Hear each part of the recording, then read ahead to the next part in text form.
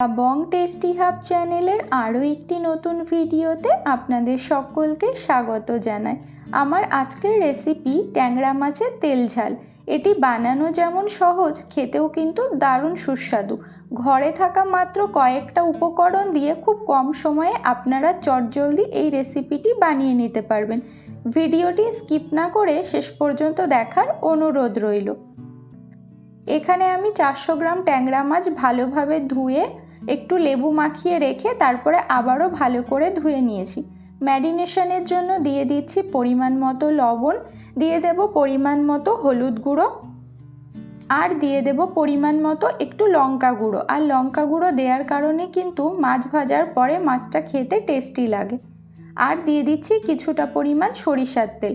এবার সমস্ত উপকরণ খুব ভালো করে মেখে এটাকে আমি 10 মিনিট রেখে দেব।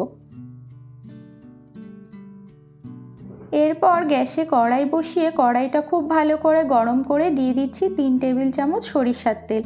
তেলটা খুব ভালো মতো গরম হয়ে এলে এর মধ্যে অ্যাড করে দিচ্ছি লবণ। আর এই লবণ দেওয়ার কারণে মাছ ভাজার সময় কিন্তু মাছগুলো কড়াইতে লেগে যাবে না। এবার একে একে ম্যারিনেট করা মাছগুলোকে দিয়ে দিচ্ছি। ট্যাংরা মাছ ভাজার সময় কিন্তু প্রচুর পরিমাণে তেল ছিটকায়, তাই সাবধানে ঢাকা চাপা দিয়ে মাছগুলোকে ভেজে নিতে হবে। 2-3 মিনিট পর ঢাকনা খুলে উল্টে আর একটা পাশও ভালো করে ভেজে নিতে হবে। তো উল্টে পাল্টে মাছগুলোকে কিন্তু আমি এখানে খুব ভালো করে ভেজে নিচ্ছি। সেম একইভাবে বাকি মাছগুলো কিন্তু এখানে আমি ভেজে নেব। তো মাছগুলো ভাজা হয়ে গেছে, এবার এগুলোকে তুলে একটা পাত্রে আমি নামিয়ে রাখছি। এরপর রান্নাটা শুরু করব। তার জন্য কড়াইতে দিয়ে দিলাম ওই একই তেলের মধ্যে 1/2 চামচ কালো জিরে। এরপর দিয়ে দিলাম এখানে একটা মিডিয়াম সাইজের পেঁয়াজ বাটা। এবার পেঁয়াজ বাটাটাকে ভালো করে কষিয়ে নিতে হবে, মোটামুটি 2 মিনিট ভালো করে কষাতে হবে। তো পেঁয়াজটা এখানে আমার খুব ভালো মতো কষানো হয়ে গেছে। এবার দিয়ে দিচ্ছি 1/2 চামচ রসুন বাটা, 1/2 চামচ আদা বাটা। আদা রসুনটাকেও পেঁয়াজের সাথে ভালো করে 2-3 মিনিট কষিয়ে নিতে হবে, যাতে করে আদা রসুনের কাঁচা গন্ধটা চলে যায়। খুব ভালো মতো কষানো হয়ে গেছে। এবার আমি এর মধ্যে দিয়ে দিচ্ছি জিরে বাটা 1/2 চামচ, ঝালের জন্য দিয়ে দিচ্ছি এখানে লঙ্কা গুঁড়ো 1/4 চা চামচ, হলুদ গুঁড়ো দিয়ে দিলাম 1/2 চামচ, দিয়ে দিচ্ছি একটা ছোট সাইজের টমেটো কুচি, আর দিয়ে দিচ্ছি এখানে পরিমাণ মতো লবণ। এবার এই সমস্ত মশলা খুব ভালো করে কষিয়ে নিতে হবে। মশলা যত ভালো কষানো হবে রান্নার স্বাদ কিন্তু ততটাই ভালো হবে।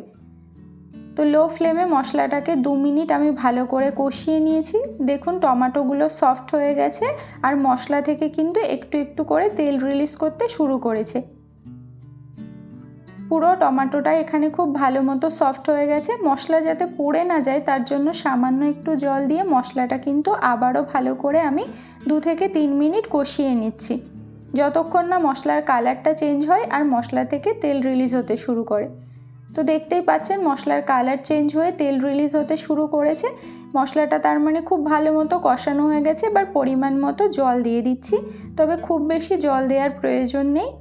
অল্প পরিমাণ জল দিয়ে খুব ভালো করে এভাবে মিশিয়ে ঝোলটাকে 2 থেকে 3 মিনিট ভালো করে মিডিয়াম আঁচে ফুটিয়ে নিতে হবে। ঝোলটা খুব ভালো মতো ফুটে গেছে। এবার ভেজে রাখা মাছগুলো দিয়ে ভালো করে একটু ঝোলের মধ্যে মিশিয়ে দিতে হবে।